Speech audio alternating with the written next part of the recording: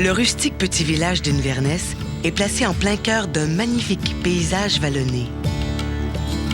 L'œil le plus exigeant sera ébloui par les collines verdoyantes, les forêts touffues ou encore les chutes spectaculaires qui entourent le village.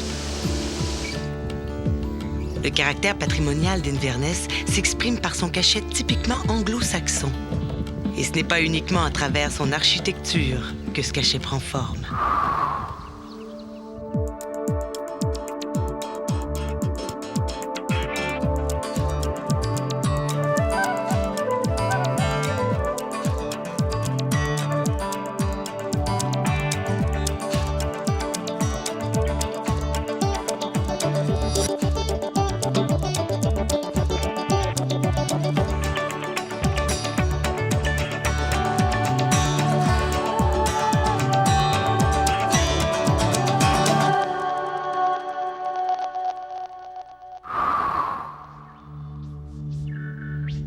Je me nomme Michel Bomerleau, je suis producteur agricole.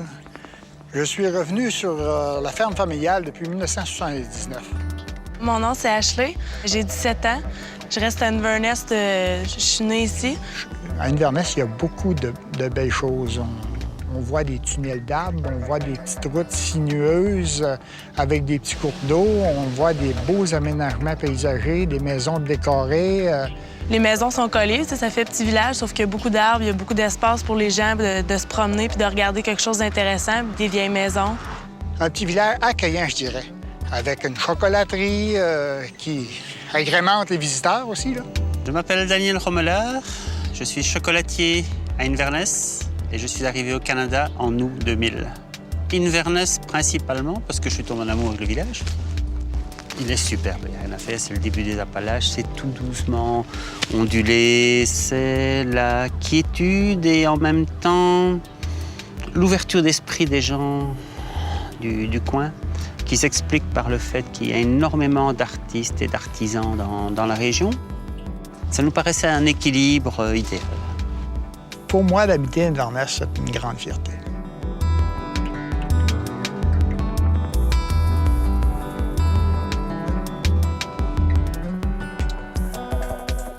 En plein centre de la plaine du Saint-Laurent, la jeune région du centre du Québec longe le fleuve au nord et prend appui sur les Appalaches au sud. 80 km séparent Inverness de la ville de Québec.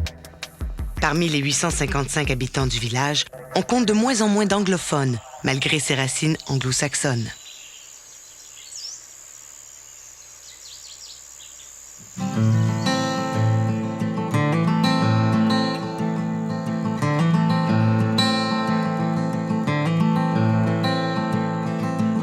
En 1792, l'administration britannique décide d'ouvrir tout le territoire ici à la colonisation anglo-saxonne. Et on délimite une série de cantons, dont le canton d'Inverness, dans lequel nous sommes aujourd'hui. L'idée d'ouvrir des cantons dans toute la région ici, c'est de favoriser une immigration anglo-saxonne qui, on l'espère, va submerger en réalité la population canadienne-française de la vallée du Saint-Laurent. L'intérêt du village d'Inverness réside dans ses qualités géographiques et ses particularités historiques. Géographiques parce que quand on regarde la région ici, on a un décor agroforestier, on a un ensemble de collines, on est en fait dans les contreforts des Appalaches et c'est ce qui fait la beauté d'ensemble du paysage. Et Inverness est un sorte de petit hameau qui est implanté dans cet immense décor. C'est une très petite agglomération, peut-être une centaine d'édifices, à vocation principalement résidentielle. Traditionnellement, il y a eu des artisans, quelques commerces. Sur le plan historique, ce qui est remarquable, c'est évidemment le fait que le village fait la synthèse de toute l'immigration qu'on a connue au début ici dans la région, qui a été une immigration écossaise et irlandaise, dont on retrouve évidemment aujourd'hui beaucoup de témoins, mais particulièrement ici à Inverness, tout un ensemble de chapelles.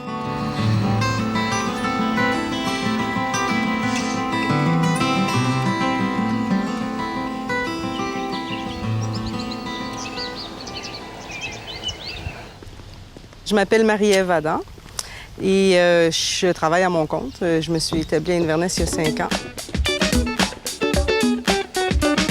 La route celtique, c'est un projet donc, de mise en valeur du patrimoine au départ, qui est un projet d'économie sociale, donc qui veut dire qu'il est un projet qui appartient à la communauté d'Inverness. Le but premier, c'est la mise en valeur et c'est aussi de mettre à jour l'histoire particulière d'Inverness. Donc les gens viennent visiter la route celtique et on leur explique l'histoire d'Inverness du début de la colonie jusqu'à nos jours. Alors, le visiteur qui arrive ici, il est pris en charge, si vous voulez, par nous. Alors, on le reçoit chez nous, à la petite maison qu'on a achetée pour l'occasion. Et on lui offre donc de le guider à travers le village. Il peut le guider à pied à travers le village.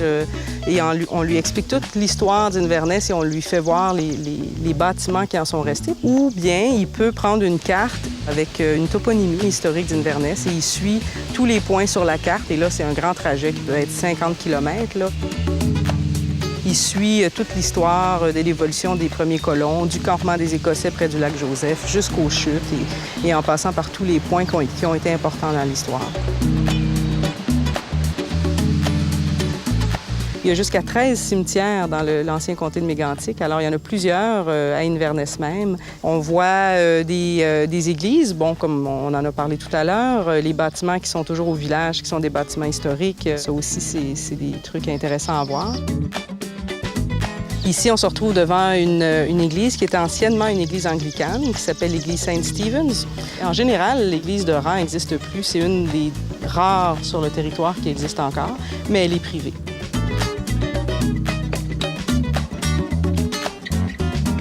Tous ces lieux-là, c'est des lieux de mémoire, puis il faut les faire connaître, que ce soit aux natifs d'ici qui ne connaissent pas tous cette histoire-là, ou aux visiteurs qui viennent et qui découvrent peut-être des beaux paysages, mais derrière les paysages, bien, il y a l'histoire des gens, puis c'est ce qu'on fait avec la route celtique.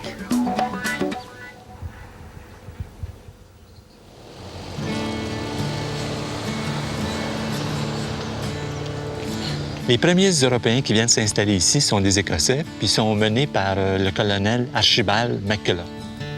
Ils s'installent sur les bords du lac Joseph. C'est autour de 1910-1920 que les Anglo-Saxons perdent leur majorité ici et que les francophones sont désormais majoritaires. Ils vont construire les modèles architecturaux qu'on retrouve principalement à l'époque, c'est-à-dire des grosses maisons carrées avec un toit en pavillon, comme on retrouve un exemple derrière moi.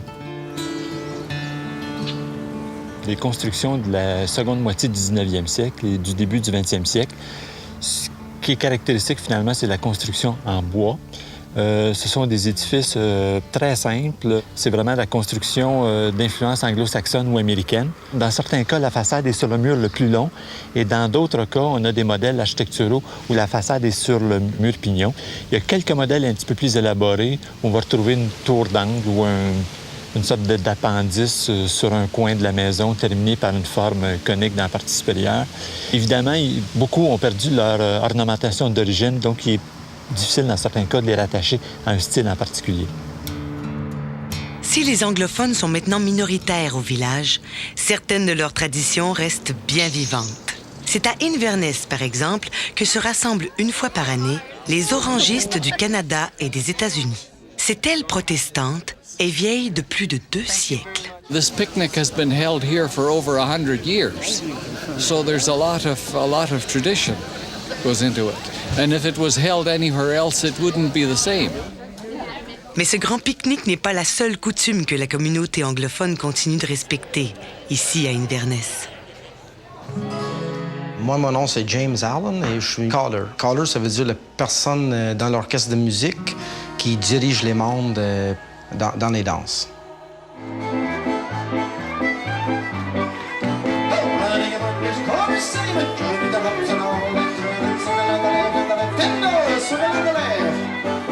Ben moi, je suis fier de ce que je fais parce que j'aime ça tellement, mais vraiment, le locomotive qui fait fonctionner ça, c'est les musiciens. Parce que sans musique, on danse pas. Sans musique, le monde ne s'amuse pas. Sans vraiment des bons morceaux de musique, ça ne marcherait pas. Diriger les danses, c'est toujours plaisant quand le monde aime ça de danser. Quand il y a beaucoup de monde dans la salle, puis que tout le monde danse, puis s'amuse beaucoup, c'est un plaisir. C'est vraiment un plaisir de faire ça.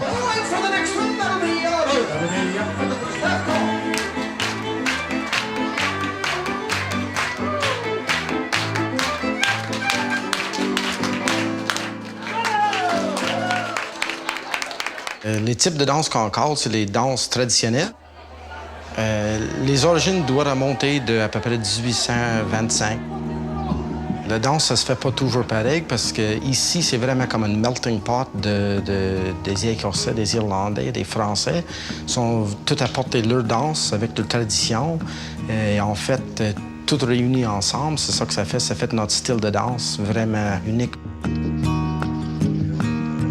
Ici à Inverness, les gens ils connaissent leur danse très, très bien, puis ils sont prêts à danser. Quand ils arrivent, là, ils sont sur le plancher pour danser tout de suite. Moi, il me semble que j'ai toujours trouvé ça très plaisant d'aller dans les danses. Dans nos familles, c'était une très forte tradition, là. Puis j'ai toujours bien aimé ça. Mais j'ai commencé à caler, j'avais 11 ans. Ils ont ajusté le micro parce que j'étais trop petit là, pour avoir un grand micro. Puis j'ai fait mon premier essai. Puis après ça, tranquillement, une danse chaque veillée, puis tranquillement en montant. Le Poulailler, ça avait commencé en 1949 comme salle de danse. Puis c'était tous les samedis soirs pendant l'été. Tout le monde dansait. Il y avait beaucoup de monde dans le temps. Aujourd'hui, c'est sûr qu'il y a moins de gens pour danser que dans le temps. Au début, le monde n'avait pas d'autre chose à faire. Ils venaient tous par ici danser. C'était leur sortie. C'était une sortie qui ne coûtait pas cher. C'était une place pour amuser. Tous les amis étaient là. Aujourd'hui, c'est sûr que le monde, il y a d'autres choses à faire. Il va au cinéma, il voyage beaucoup. Puis c'est sûr que le monde, il y a plus de choix de leurs activités. Présentement, il n'y a pas beaucoup de relève de callers, surtout par ici. Moi, j'étais la relève pour assez longtemps, mais il y a encore quelques callers. Moi, si je reçois pour l'avenir, ce serait que la tradition peut continuer encore pour longtemps.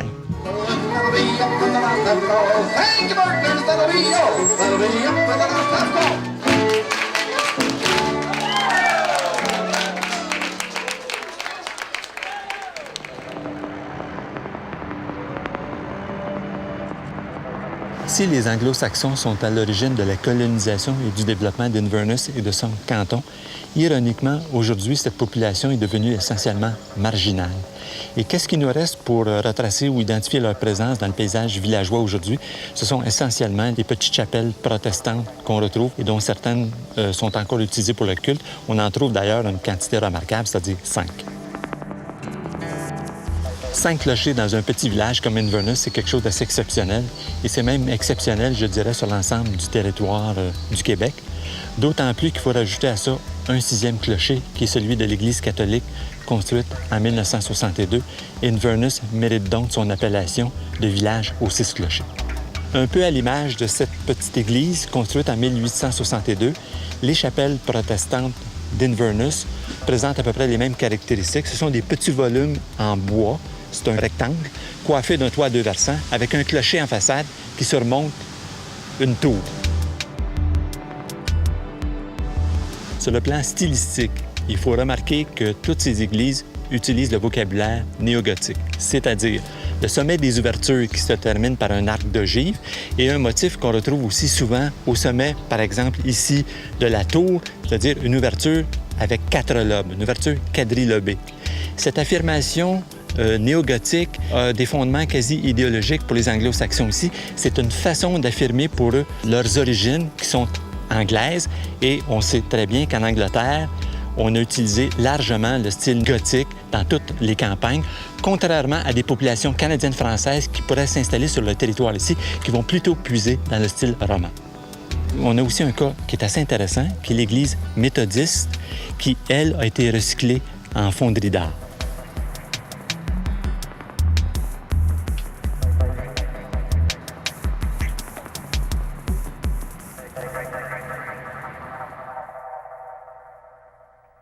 Alors, mon nom est Gérard Bélanger, je suis sculpteur et je suis bronzier, c'est-à-dire que je connais le métier de fonderie de A à Z et ça va faire 30 ans que je suis ici. Moi, mon rêve, c'était d'avoir une place à la campagne, une vieille maison, loin des voisins. Ça m'a pris 1 an de trouver ça. J'ai cherché du sud de Montréal à aller au sud de Montmagny pour trouver cette place-là. Aussitôt que j'ai vu cette place-là, j'ai dit, c'est ça que je veux. Et puis, je vais te dire que j'ai jamais regretté une seule minute. Moi, j'aime les arbres, j'aime la nature. Et ici, je suis récompensé à tous les jours. Et si on n'entend rien, le soir, là, c'est tranquille.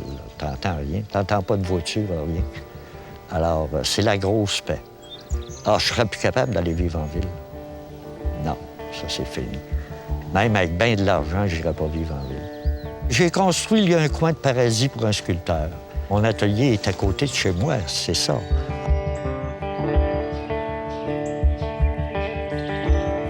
À travers l'art, on s'évade toujours dans le sens qu'on est en recherche. On cherche. Moi, je cherche des idées à l'année. J'en trouve pas tout le temps, mais quand j'en ai une, je la réalise. Moi, j'ai essayé d'exprimer la force du mouvement. Parce que du bronze, c'est du bronze, ça bouge pas. Mais les personnages que je fais, ils expriment un mouvement de dépassement. Ils cherchent à s'envoler. Et c'est mon défi d'essayer de trouver toujours des idées pour mettre ça en valeur. C'est ma démarche à moi, ça.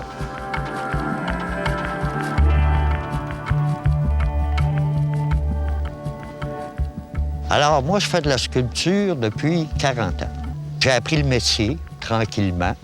Et à un moment donné, des amis m'ont demandé « Pourquoi tu ne pars pas une fonderie pour les sculpteurs au Québec? » Il n'y a pas de fonderie au Québec. Les gens doivent se rendre en Ontario ou aux États-Unis ou en Europe pour faire réaliser leurs pièces en bronze. Donc, on avait une clientèle dès le départ. Salut les gars, ça va bien? Salut, oui.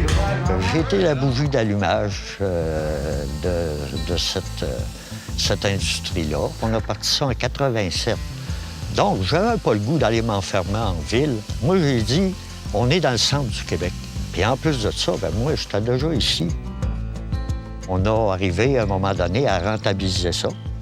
Et là, j'avais promis que je vendrais ma fonderie à mes employés. Alors, j'ai vendu ma fonderie à mes employés. Avec les fonderies, bien, tu sais, ça a donné comme un regain un peu au village. D'abord, on n'a pas perdu l'école. Deuxièmement, on n'a pas perdu le bureau de poste. En fait, le village prospère.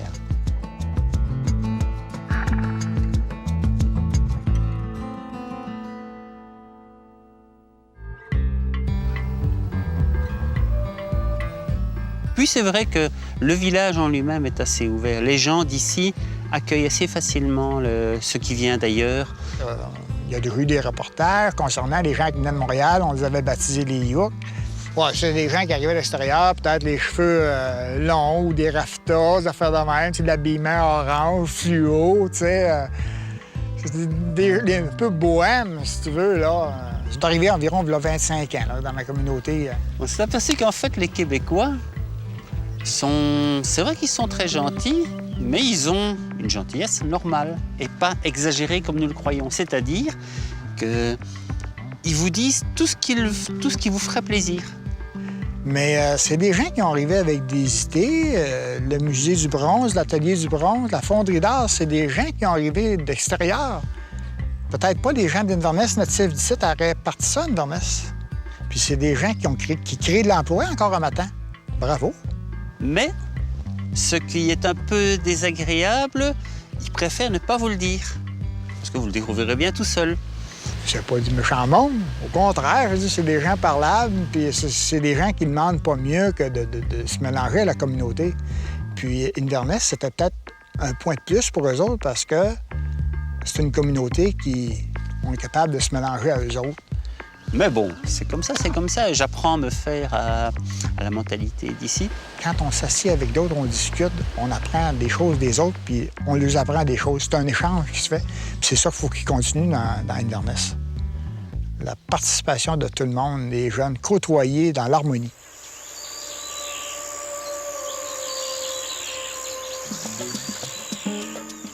En 1856, Inverness devient le chef-lieu du comté de Mégantic. C'est ce qui explique la construction d'un édifice aussi impressionnant que celui qu'on voit derrière nous, qui est le Palais de justice, construit en 1861. Si on compare cet édifice-là avec la plupart des autres édifices qu'on retrouve ici à Inverness, c'est ceux qui détonnent, parce que c'est un édifice qui d'abord n'est pas construit en bois, c'est une construction à la fois en pierre et en briques, et ses dimensions plutôt massives font que sa silhouette se distingue dans l'ensemble du paysage villageois. C'est un édifice qui est construit dans le style néoclassique sur 2 niveaux, curieusement. Un premier niveau qui correspond au rez-de-chaussée, qui est en pierre granitique. Si on examine la partie supérieure de l'édifice, c'est-à-dire le 2e étage, on peut noter un détail au niveau de la brique, c'est-à-dire qu'à toutes les 5 rangées de briques, on voit uniquement l'extrémité des briques et non pas leur pleine longueur, ce qui est un indicateur qu'on a un mur structural et non pas un simple revêtement de briques sur du bois. Le style néoclassique de l'immeuble s'exprime de la façon suivante, c'est-à-dire dans la partie centrale, une sorte d'avancée qui est légèrement en saillie, qui comporte la porte principale d'accès avec un arc surbaissé dans la partie supérieure et au sommet, un fronton triangulaire. À l'étage supérieur, les fenêtres sont jumelées, c'est-à-dire qu'elles sont regroupées par 2 et elles sont placées à l'intérieur d'une arcade aveugle. L'arcade aveugle est déterminée par des briques en saillie qui suggèrent en fait des pilastres. L'ancien palais de justice est un bel exemple de recyclage aujourd'hui, puisqu'on y a logé le musée du bronze, en fait l'économusée du bronze pour être plus précis. C'est un peu un exemple des nouvelles tentatives qu'on fait actuellement pour réorienter la vocation économique du village en fonction du tourisme.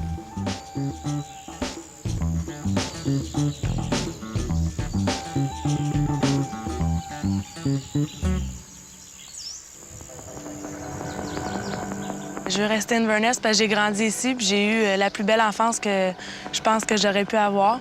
Puis j'aimerais ça. C'est sûr que je veux voyager, je veux partir, je vais aller aux études un petit peu plus loin pour voir un peu de monde, mais c'est certain que je vais revenir ici plus tard pour élever mes enfants. Je repartirais, je m'ennuierais, je pense. Connaissant ce que je connais d'Inverness, on connaît tout le monde. Je suis né ici dans la maison en haut.